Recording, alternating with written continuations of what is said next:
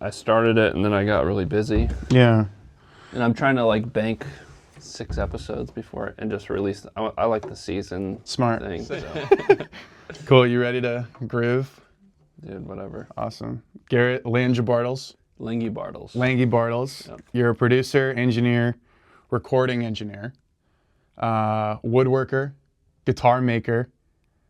I already said producer. You make your own music. Mm-hmm. Kingflower. What am I missing? Father, dad, painter. Yeah.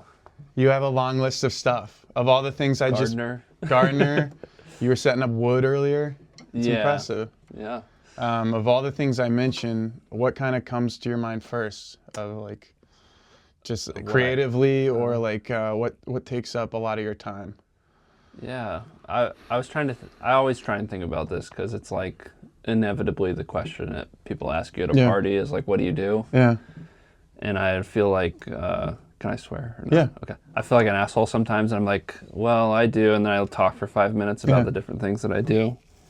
But I think like ultimately what I do, like I just generically now say that I'm an artist. Yeah. Like I'm just interpreting the world with whatever materials I have, you know.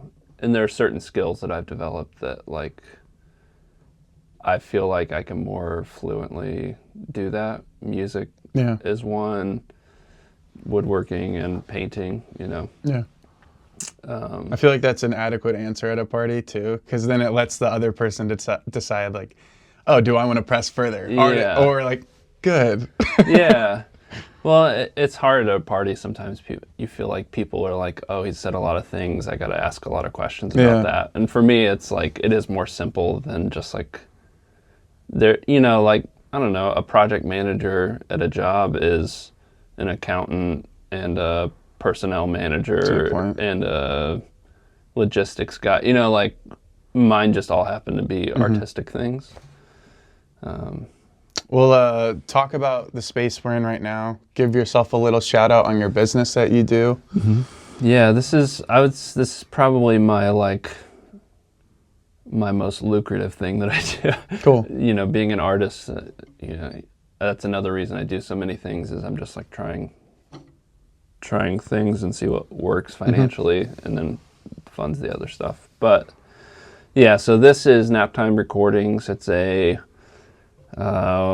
300 square foot recording studio in the basement of my home.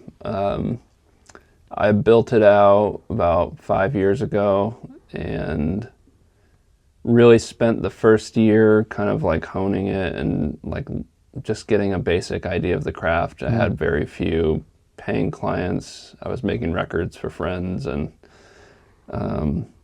just doing anything to get the experience I needed.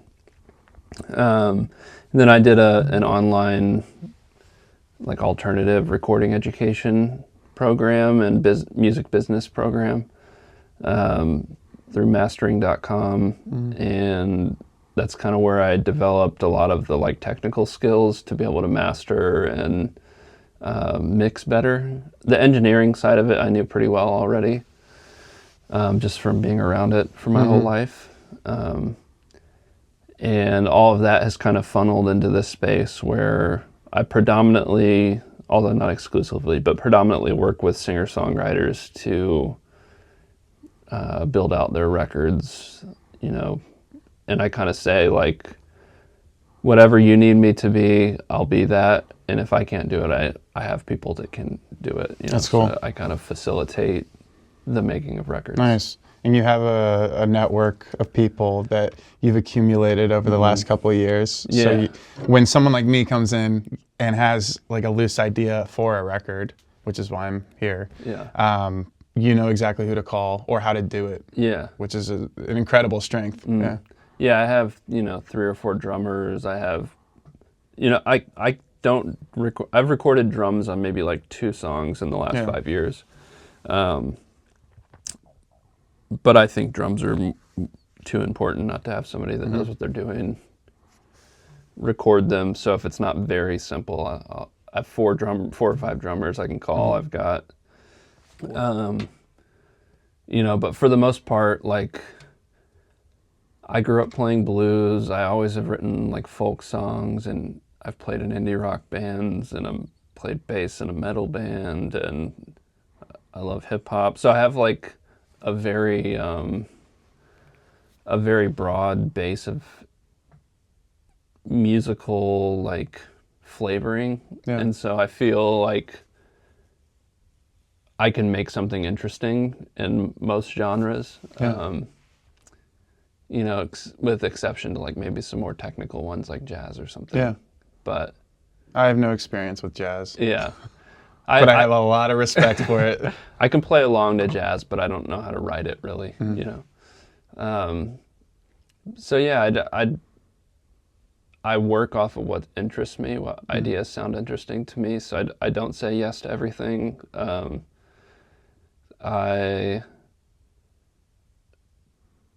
I'm driven by the creative spark. So like for you, for instance, it was like there's something about somebody that wants to explore and learn that always intrigues me. So it's cool.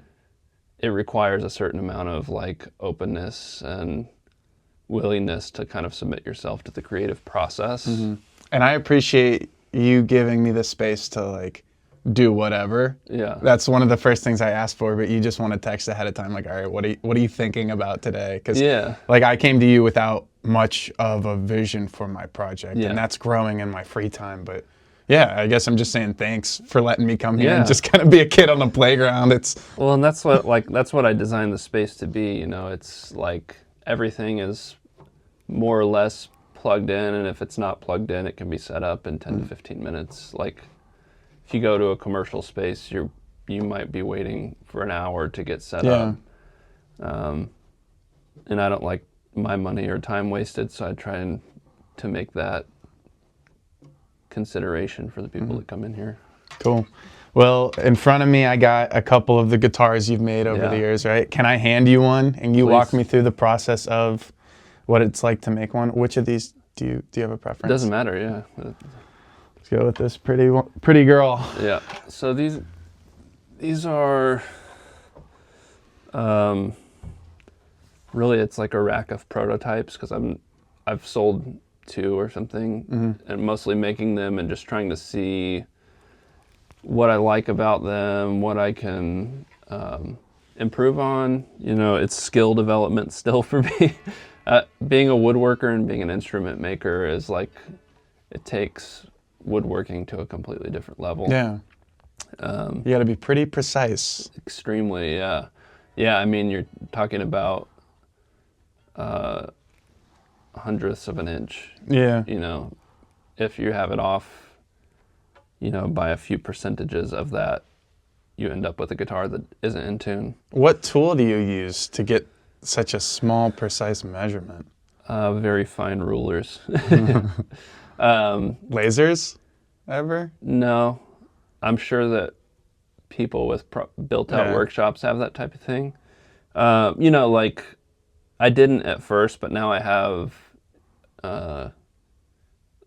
like some templates basically, so I can lay out a fretboard as long as it's like a standard. Like one of those has a 20.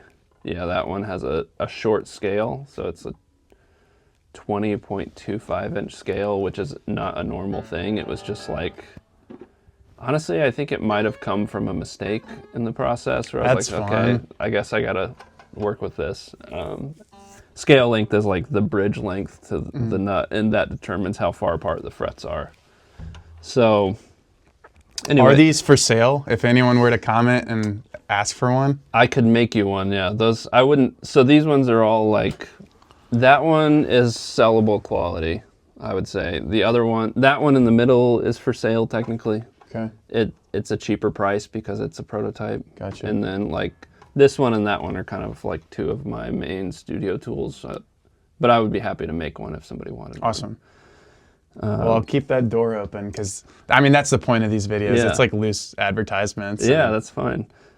Yeah, so the process is a multi-step process, I guess, because there's a design element. This is my own This is not going to be a production design unless somebody specifically requests it, because there's a few things about it that I think I can improve on. Mm-hmm. But basically it starts off with just drawing a full-scale drawing, just to kind of like visually see what the shape of it would look like. And then I make templates and for like certain parts that I can use a router on. And then there's just a lot of handwork, scraping and planing to get things to the right thickness. Yeah. How many parts, individual wood pieces, go into that thing? Let's see, there's 1, 2, 3, 4, 5, 6 on this guitar. It varies. Like that one's a hollow body guitar, so there's a lot more. Yeah. Yeah, if you want to hand me that, I can. It's made like an acoustic guitar, which has has like internal bracing and different things that shape the tone of it and control the resonance of it. So it's got a top on here that's actually from an old piano. No way. The neck, just 2 pieces, and then a headstock cover, fretboard.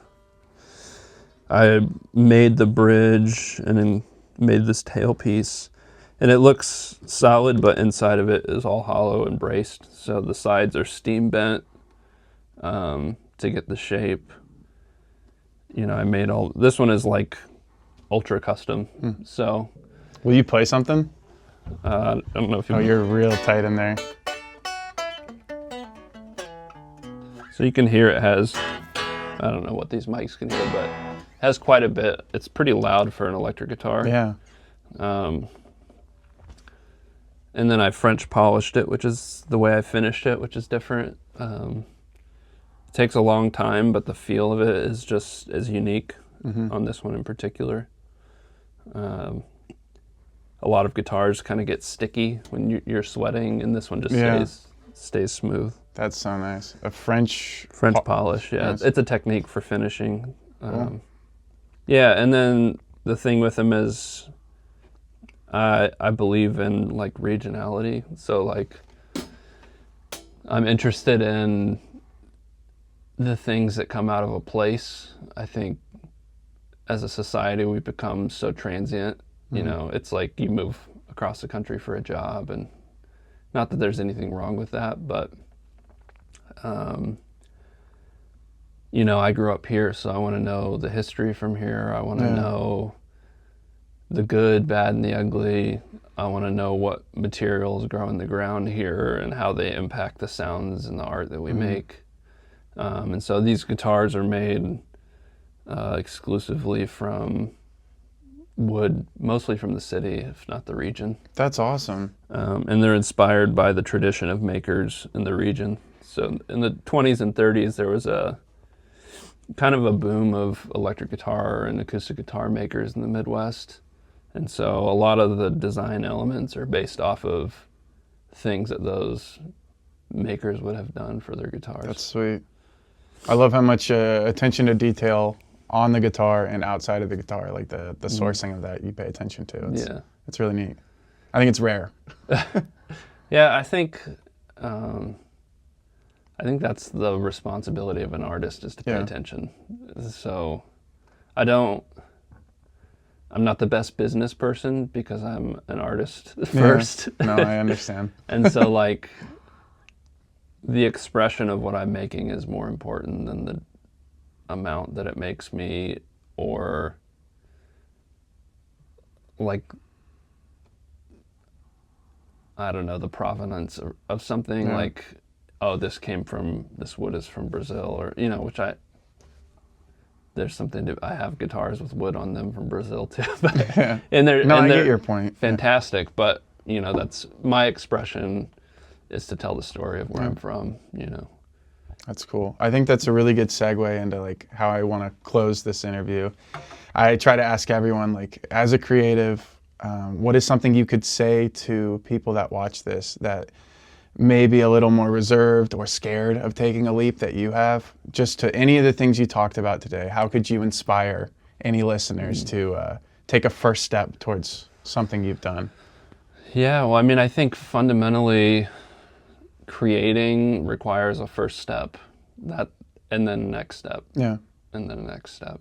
I had a mentor early on that would say, like, you maybe don't know what to do right now, but what's the next best step? And that may not actually be the next best step, but once you make it, you'll know how to adapt. Yeah. One of my favorite artists is, and he's a picture book maker and a fine artist, Oliver Jeffers. I think many people will know his books if they had kids. But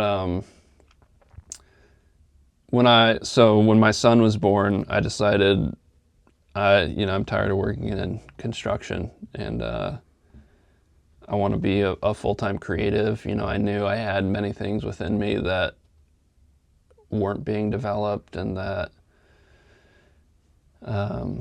the job was kind of taking from that. And so I said, in 10 years, Oliver Jeffers, when he graduated college, was like, I'll be successful if in 10 years I'm creating full-time. And so when my son was born, I was like, 10 years, I'm going to figure it out in 10 years, and I'm going to do what I want and how I want to do it. And so I think, like, when you're first starting, it's really difficult because you see people being successful all around you, but you don't see the decade or decades that existed before that. And so it takes altering your life's perspective from days and weeks, months, and years to decades, because creativity fundamentally is about developing a voice, and that's not something that, regardless of how much raw talent you have, you can develop overnight. It takes interpreting life and pain and, like, honing in on what exactly it is that you want to say and to who you want to say it. To whom, I don't know. Yeah, so I think, like, figure out an approximation of what you want to do. If that's playing guitar and you don't have a guitar, well, you have an easy first step. Yeah. Figure out how to get a guitar. You can get it on Craigslist. The next step is get a chord book or find a YouTube teacher. The resources at this time in history to develop are unbelievable. I'm